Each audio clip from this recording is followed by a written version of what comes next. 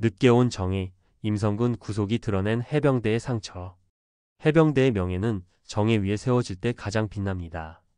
그러나 지난 1년여 동안 우리는 그 정의가 얼마나 쉽게 권력 앞에 흔들릴 수 있는지를 똑똑히 보았습니다. 임성근 전 해병대 1사단장의 구속은 단순히 한 개인의 처벌이 아니라 정권의 부당한 개입으로 무너진 군의 명예와 정의가 얼마나 깊은 상처를 입었는지를 보여주는 사건입니다. 임 전 사단장은 고, 채, 상병 사망 사건 당시 작전 지휘 책임자였습니다. 2023년 7월 집중호우 속에서 무리한 수색 작전이 진행되던 중 채, 상병이 희생되었습니다.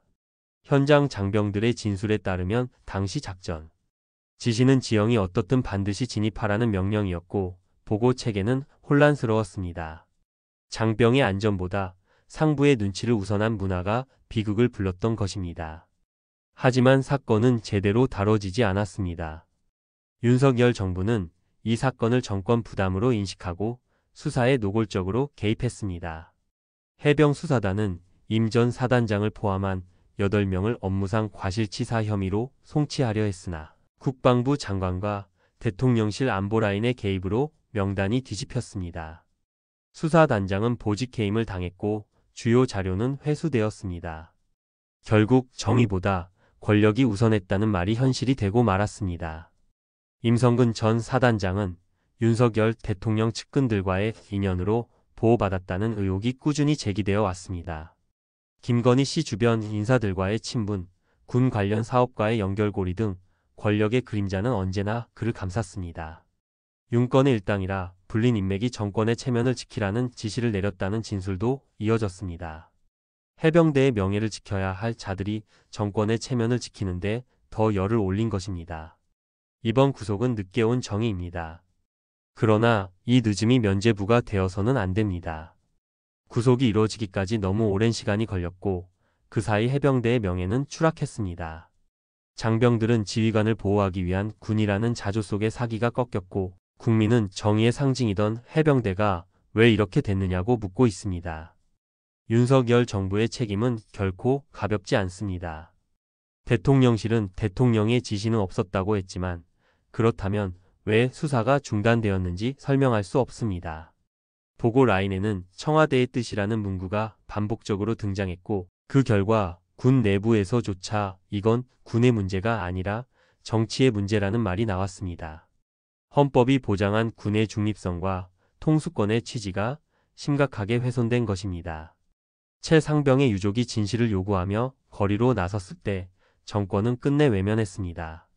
윤석열 대통령은 단 한 차례도 유족을 만나지 않았고 유족 측 변호사는 압박을 받았습니다. 진실을 요구하는 목소리는 정치적 공격으로 몰렸습니다. 아들의 억울한 죽음이 정권의 희생양이 되었다는 유족의 말은 결코 과장이 아닙니다. 임성근 전 사단장의 구속은 그래서 더 큰 의미를 갖습니다. 그것은 해병대가 잃어버린 명예를 회복하는 출발점이며 윤석열 정권의 부패한 권력 구조에 균열이 생기기 시작한 신호입니다. 하지만 그가 구속되었다고 해서 사건이 끝난 것은 아닙니다. 진실을 은폐한 자, 사건을 축소한 자, 수사를 중단시킨 자 모두가 법의 심판을 받아야 합니다. 그래야만 해병대가 진정으로 정의로운 군으로 다시 설 수 있습니다. 이번 사건은 우리 모두에게 중요한 질문을 던집니다. 명령이 정의를 대신할 수 있는가?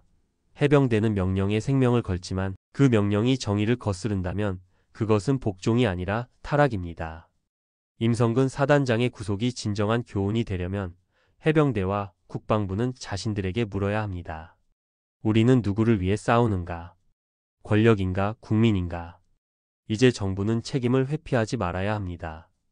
윤석열 정부는 역사 속으로 사라지고 이제는 심판을 받을 일만 남았습니다. 해병대 내부의 보고은폐 구조 또한 근본적으로 개혁해야 합니다. 진실을 말한 군인이 불이익을 받는 조직이라면 정의로운 국방은 결코 존재할 수 없습니다. 국민의 여론은 이미 명확합니다. 다수의 국민께서 이번 사건에 권력 개입이 있었다고 믿고 계십니다. 신뢰는 하루아침에 무너졌지만 다시 세우는 데는 오랜 시간이 걸립니다. 해병대는 침묵으로 자신을 보호할 수 없습니다. 침묵은 방조이며 방조는 공범입니다. 해병대의 역사는 언제나 용기와 희생으로 빛나왔습니다. 그러나 이번 사건에서 해병의 이름은 권력의 방패로 불렸습니다. 진실을 밝히려 했던 수사단원들은 좌천당했고 침묵한 지휘관들은 승진했습니다. 이것이 과연 군의 모습입니까? 정의를 위해 싸운 이가 징계를 받는 나라에서 누가 다시 국가를 위해 목숨을 바칠 수 있겠습니까? 임성근 전 사단장의 구속은 끝이 아니라 시작입니다. 그를 비호했던 세력들은 여전히 남아 있습니다.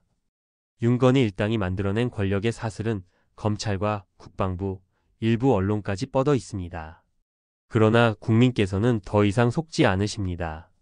이번 사건은 누가 진실을 말하고 누가 거짓을 덮었는지를 명확히 보여주었습니다. 정의는 늦을 수 있지만 결코 멈추지 않습니다. 최상병의 억울한 죽음을 잊지 않고 진실을 요구한 국민이 있었기에 오늘의 구속이 가능했습니다. 이제 남은 과제는 이 정의가 군의 시스템 안에 자리 잡게 하는 일입니다. 해병대가 다시 정의로운 군으로 서기 위해서는 정치와의 유착을 완전히 끊어내야 합니다. 권력의 보호막이 아니라 진실의 방패를 들어야 합니다. 대한민국 군은 국민의 신뢰를 바탕으로 존재합니다. 그 신뢰가 무너진다면 총의 방향은 외부가 아닌 내부를 향하게 됩니다. 이번 구속은 군과 정권 모두에게 던지는 경고입니다. 국민은 더 이상 권력이 정의를 짓밟는 시대를 용납하지 않으실 것입니다. 해병대여, 이제 정의로 돌아오십시오. 진실은 언제나 마지막에 승리합니다. 그리고 국민은 그 승리를 기다리고 있습니다.